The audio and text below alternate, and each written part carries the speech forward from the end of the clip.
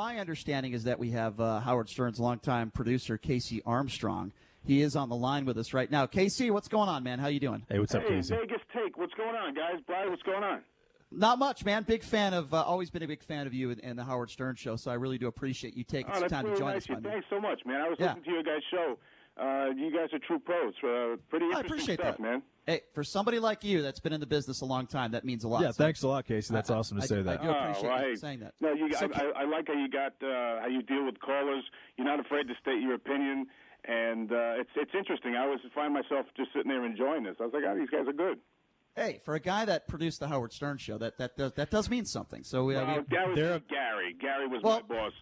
But what was it like? What was that like having Baba Booey, a guy who gets ragged on by Howard Stern every day, as your boss? I got to tell you, man, Gary was probably one of the best bosses I ever had in my life.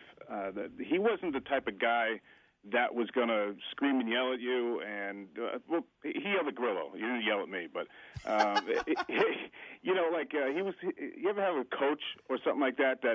Yeah, he was like a player's coach. Basically, he was gonna yell at you, get in your ass. He was going to be happy when you were happy with your performance. You wanted to do well for him. I get that. Even though at times you guys were heated and it made for good radio for sure. I have to ask you this. As you know, Casey, I mean, Howard Stern's always in the news, but lately he's been in the news a lot. And it's because he's been very outspoken about Donald Trump. Now, I know that Donald Trump made some appearances, I believe, when you were there. It seemed like they had a pretty good rapport. What do you make of the fact that Howard, in a way, has kind of turned on Donald Trump the last few months? What do you make of that? You know, it's funny that you said that, Brian. I was thinking about that, too, because I talked to Stuttering John not too long ago, and I seem to recall meeting the president at that fight that he was boxing a crazy cabbie or I was there like in Atlantic City. Oh, you were there? I was there, my friend. And Donald Trump was there as well because it was at the Taj Mahal. Oh, right. Yeah. Okay. Yeah. Yeah. So I recall, Howard always had him on. He used to say that he was a great guest because he is what he is now. He's not afraid to speak his mind, and it may not be what you want to hear, but it's what he wants to hear, so he says it. And the one thing that I guess you want my take on this thing, and I haven't really followed it. I don't really know, Brian, but I'm so sick and tired of this turned into people taking sides. This is something that we didn't plan. We didn't. Right. We didn't plan for this to happen. You know what I mean? Right. And we're just doing the best that we can, and it's easy to do Monday armchair quarterback, but this guy's got a tough job. I mean, cut him some slack, right? I agree with you. I think he does have the president. I agree with you. It is a very tough job. But with that being said, this was Howard Stern's friend. I mean, he did call him a friend for a while. I don't blame Donald Trump for any of the things he said on the Howard Stern Show because I think he was trying to be entertaining, and he is entertaining. Right. Yes, I got you. I know what you're saying. Yeah, I'm not that kind of person, but I do think it's fair to criticize him maybe for some of the things he does as president. So, are you disagreeing with Howard Stern though? I mean, were you surprised, Casey, when you heard Howard come out there and basically criticize Trump? Did that surprise you? No, to be honest with you, Brian, I haven't really listened to Howard show that much anymore. Look, I'll never say anything bad about Howard because he was my first boss. He gave me a job out of college. I mean, he's but on the same token, I have seen some changes in the past couple of years, or at least I've heard about them. I shouldn't say I'm an expert or anything, but I can just tell you when I was there, I can tell you with accuracy stuff when I was there, because I really, to be honest with you, I can't speak on what happened after I left because I really don't know that much, and I don't like to talk about things I don't know of, which is a lot of things. Sure, understood. Casey, I've been kind of thinking about this. I'm like, okay, this guy, he just signed a $500 million deal. He probably doesn't need any money. Is it possible that after Donald Trump gives Rush Limbaugh the Presidential Medal of Freedom, that there could be some envy there possibly on behalf of Howard Stern, and that is why he's turning on Donald Trump? Yeah, that there's something. It could be something to that. But what I've heard, what I've read, and I see is a little more gentler Howard. I mean, he's not throwing baloney at girls' rear ends anymore. I mean, it's a little bit different, and you can't do that stuff when you get up in age. Like at my age, you can't do that stuff. Nor would I want to do that. I mean, it gets weird at that point. Yeah, now it's like creepy, right? It's a little it's a little strange. But look, Howard is a very smart guy, and is that what happened? He told Trump. He said you should. If he stepped down, it would be the most patriotic. Yep, it would be the most. Yeah, that's what he said. And a couple weeks ago, he actually said after the debacle with the Clorox and the disinfectant, he recommended that 10,000 of Trump's followers just drink disinfectant and die, which was pretty over the top, I think. Okay, so that just takes my whole argument about the new gentle Howard out of the equation. But I heard when he said that, and again, this is people just taking sides and dividing people, which we don't need right now. I agree. And I know he said that, and he was just asking questions. He wasn't telling people. Look, I am not a. Don't get me wrong. I'm not a guy who's going to sit here and tell you Trump is awesome, Trump is great. I'm just saying that this guy's a human being, and I know that he wasn't telling people to drink bleach. Oh, no. You know what? I agree with you there. I do think that what he said was irresponsible, and it could have harmed people's lives, and I think he needs to understand that as president. But I agree with you. I don't think he intentionally wanted people to die. Sadly, there's a lot of dumb people that might listen to him. I wanted to ask you, I see what you're saying. It's like before Jackass, they got to put that thing up and say, "Hey, don't exactly. Don't try and put wasabi in your eyes. It's not going to end up good." Casey, that's a really good idea. Yes. Do you think a disclaimer? Do you think they should do a disclaimer? Press conference. Casey, do you think they should do a disclaimer before every time Donald Trump talks? That's funny. That's actually funny, not a Brian. bad. I like that. They should do that. That's actually not a bad idea. Now, Casey, you've spent a little time in Vegas. In fact, I think I briefly met you. I think you were. Correct me if I'm wrong. I think you were working the AVN Awards back in the day at Mandalay Bay. You know what, man? Let's see. I was working for this when cell phones, when they were trying to find their way. There was a company called Amped Mobile, and I was doing some interviews with people at the AVNs, and that's probably when we met. It was a long time ago. I had hair on my head back then, but it was, yeah, me too. It was so it was definitely a different person because Brian's never had hair on his head. No, he's putting me on.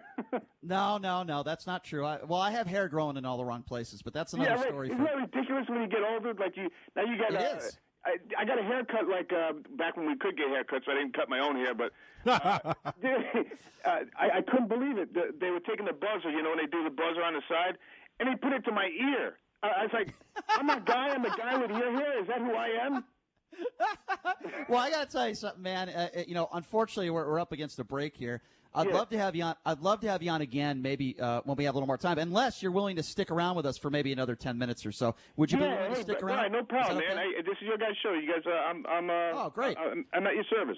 Great. All right. We'd love to have you on for a little longer, so I appreciate your patience here. So just stick around here. We got to take a quick break, and then when we come back, thank you, Casey. We'll be rejoined by Casey Armstrong, who is a longtime Howard Stern segment producer. I got a few more questions I want to ask him just about the media, a little bit more about Howard Stern, what it was like working on what I consider the most successful radio show in the history of radio. So we will take a quick break, and when we come back, we'll ask him a little bit more about that, maybe a little bit more about Donald Trump, and just the way the media is not only treating Donald Trump, but the way the media is treating this coronavirus pandemic in general. Again, this is a guy who has been in the business a very, very, very long time. So I don't mean to make him sound old. I'm old too. Geez, I'm 40 already. I don't know what happened to me. Anyway, we're going to take a quick break. Be back with Casey Armstrong right after this. You are listening to The Vegas Take. Welcome back. It is The Vegas Take, Sharp and Shapiro. By the way, coming up a little later in the show, an all-out brawl at Red Lobster. We're going to get to that. It's pretty funny, actually. But the guy joining us on the line right now, his name is Casey Armstrong. I've been a big Howard Stern fan my whole life. It's the reason why I got into radio, to be honest with you. Casey, longtime producer for the Howard Stern Show. Casey, I was going on YouTube yesterday, and I was looking at I don't know if you know this, the best of Casey Armstrong on the Howard Stern Show. I was watching it on YouTube, and there were times where you dressed up in drag on the show. You did some of the most vile and disgusting things. So I wanted to ask you, what do you think is the most disgusting, vile thing? I'll tell you what one of the funniest moments for me was. You had this guy on your show, High Pitch Eric, part of the Whack Pack. He had a phobia. With Whack Pack. You tortured him. He had a phobia with fish. And Howard said he wouldn't be back in studio unless he put a fish on his hand and used it as a mitt. And you were right there, like, egging him on. And I just thought it was one of the funniest moments. Like, what are some of the best moments that you've been a part of that you can share with us? You know, Brian, that was I remember that like it was yesterday. It was so funny because he kept making this weird sound, this high-pitched, like, he was screaming "no" like Mr. Bill over and over because he didn't want to see a fish.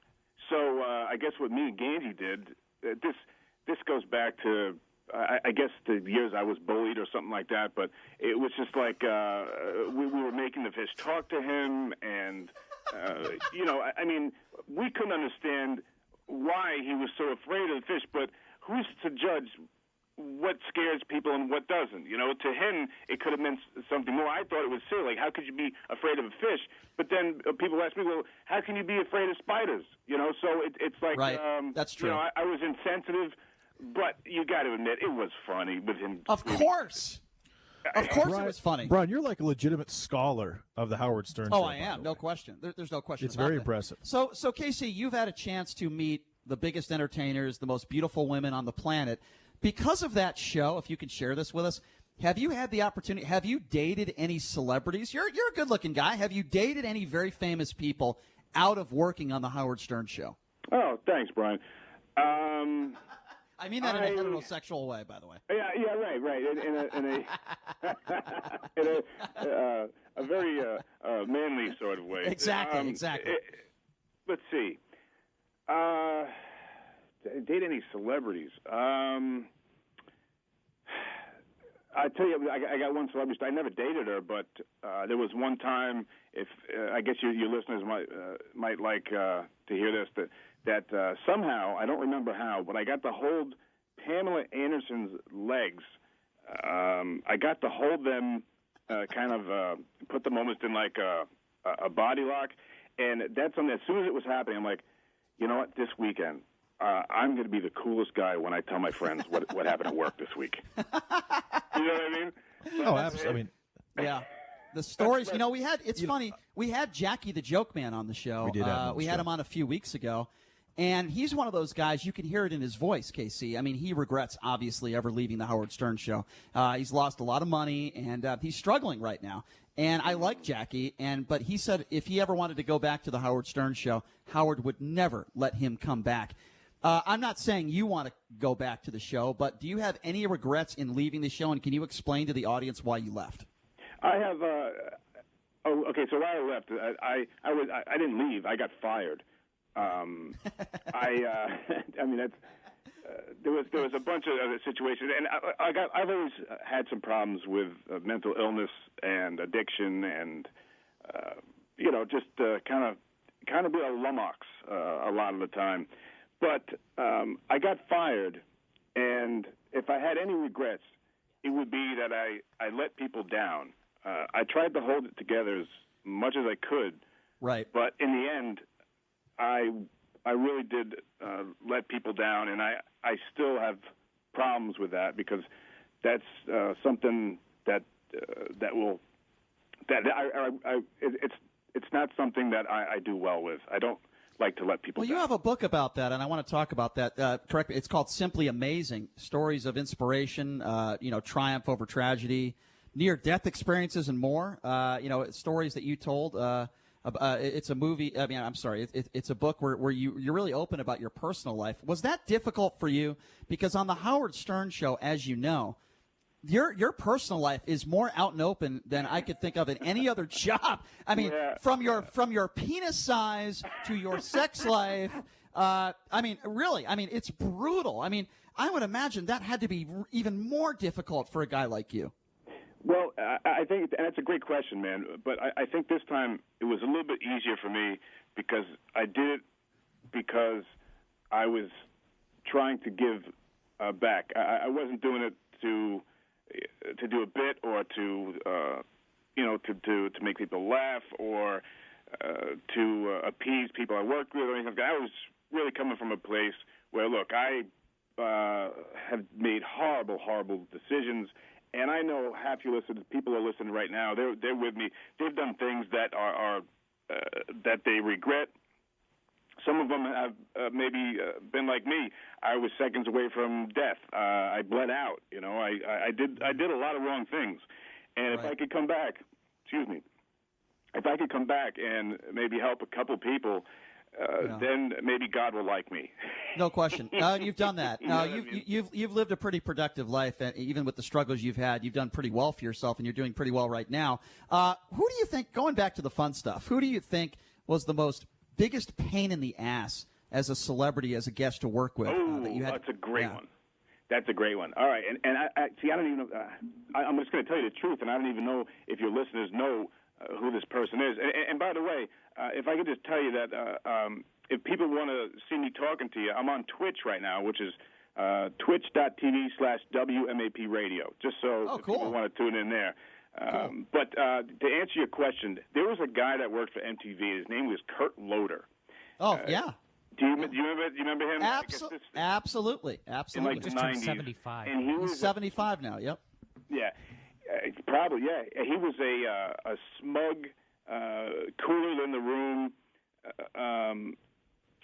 better than other people. See, that's right there. I'm not going to like you. I like everyone, man, or at least I can find something to like about everybody. But when you think you're better than somebody else, me and you have a problem, or I just will ignore you.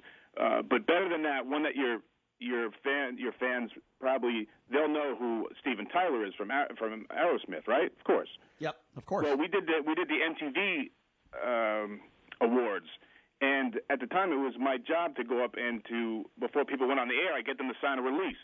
So I go up to say, Mr. Tyler, this is a standard release. Would you mind signing it so we can use you on radio and TV? And he doesn't even look at me. He looks straight. Someone's talking to him, but he's not looking at me. He's looking straight ahead, and he says, F no. Not even looking at me. God, I thought awful. that was quite rude. So yeah, so do I. That's awful. Yeah, I mean, at least look at me and say, hey, you know what? I'm not really sure what that thing says. Maybe I should get it checked out by my publicist. Let's go talk to them or something. But you know what? I'm a human being, just like you. You're not better than me. But a lot of people were cool. But when you find people like that, it mars meeting your idol. No, there's no question.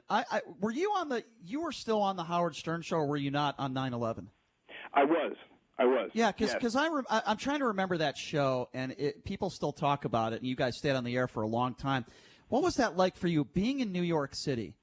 All that stuff transpired, and I remember I was listening to Howard because I was driving. I was in college at that time, and I was driving to class, and I remember Howard Stern is interviewing Pamela. What state? Brad, what state were you in? Connecticut. Were you in Connecticut. Okay. I grew up in Connecticut. So I'm listening to him talk about Pamela Anderson. I'm trying to remember if she was on the show or not that day. But I know he was talking about Pamela. Because supposedly he made out with her or something like that. Right. That's right. Conversation. Right. Exactly, Casey. And then the next thing I know, he says, wow, we're just learning information that a plane went into the World Trade Center. Now, I'm thinking it's like one of those propeller planes, right? 2 or 3 seat. Yeah. So I get out of the car, and I'm not thinking much of it. I didn't think it would change. I just thought maybe a couple people died, and that's a little strange. I get out of my class. It was about an hour and a half, 2-hour class. And then I'm seeing video of the Trade Center or the World Trade Center buildings collapsing. And I'll always remember that moment for the rest of my life. And then I turned the station back on, and I assumed you guys would be off the air. You guys were still on the air, and I thought you guys did such a great job that day. And what do you remember about that? Well, Bryce, so what happened was I was there for as long as I had to be there. This is something that I take a great amount of abuse for, but I really could care less.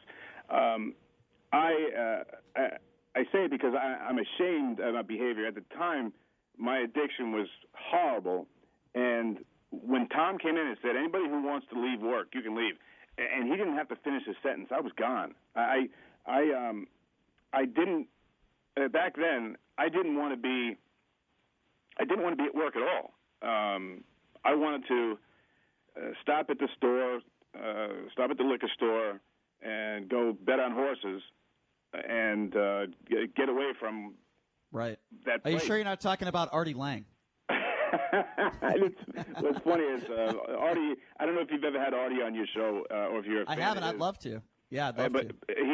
Brian, if you ever met him, you would think that he is one of the top 3 people you've ever met in your life. He's generous. I believe that. He's I believe thoughtful, it. and a gentleman, and a real man's man, and a good person. I've heard that from a lot of other people. I just saw the picture of him with his new nose, and it's not a pretty sight. I feel bad for the guy. I really feel bad for him.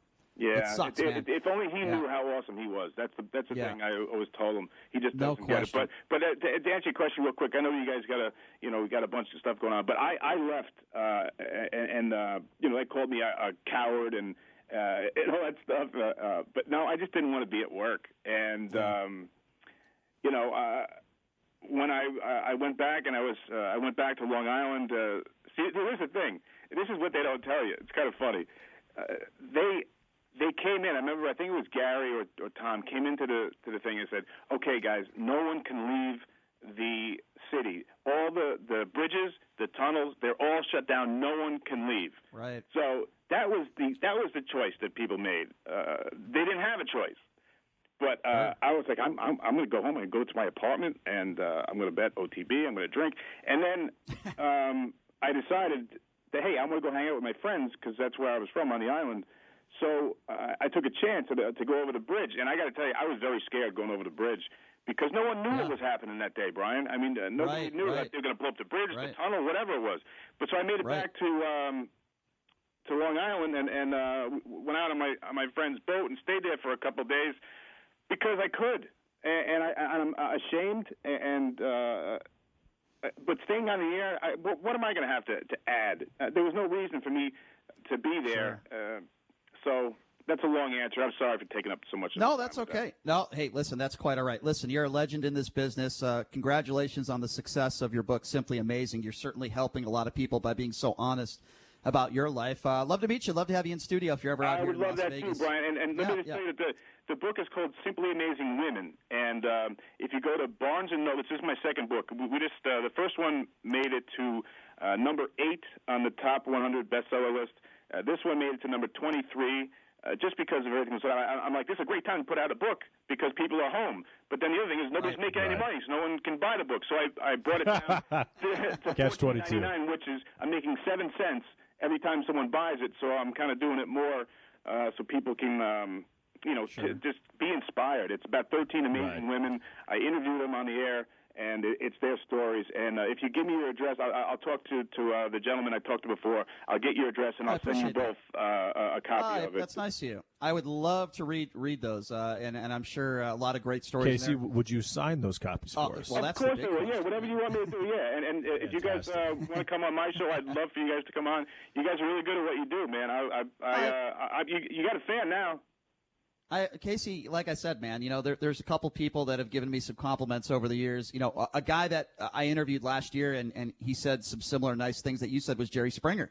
And I said, wow, a guy that has been so on top of the business and a guy like you who for so many years has been in radio, it really does mean a lot when you say that. So thank you for that. And thank you so much for taking the time to come on. Be honored to come on your show. So let's keep in touch. I would love that. I mean, you guys are on AM and FM out there. That's right. What is it? W Dawn? Is that what it's called? KDWN. Yeah, KDWN. And in case we're actually in the process of being syndicated across the country. Yeah, and you should be. And you should be. I appreciate that. Let's talk after this thing because I got a guy you should talk to. I will. I'd love to talk to you. Let's do that. All right, Casey. I appreciate you coming on, my man. Thank you so much. Thank you guys for having me and saying all those kind things. And you bet. Continued success, man. Thank you so much, both of you. Thanks a lot, Casey. Appreciate that. That is Casey Armstrong, longtime producer to the Howard Stern Show. Look forward to meeting him. He's a good dude. That's one hell of an endorsement, Brian. Absolutely. I mean, one hell of an endorsement. Hey, he likes our show. That's absolutely. I'm a big fan of his. If Steven Tyler did that to you, what would you have done to him? In what setting? In a professional setting or what setting? On the street or what? You tell me. Well, it wasn't really a professional setting, was it? It was. It was a semi-public setting. No, it wasn't. I know exactly what he was talking about. So Howard Stern, quickly, then we got to take a break. Okay. Howard Stern set up his studio right on the floor of the MTV Music Awards so that he could do celebrity interviews for his show. Okay. And there were a lot of celebrities going in and out, and what Casey had to do is get them sign a waiver so they could be a part of the show. So it was a professional setting, but I would have said, I would have said to him, what the hell is your effing problem? That's what I probably I would have considered yanking him down by his hair. Well, he's about 4 feet tall. He's about 4 feet tall. I don't know if Steven Tyler's a very short guy. I interviewed him here a few years ago. He was very nice to me, but maybe he wasn't such a big Howard Stern fan. There are some guys out there that are like that.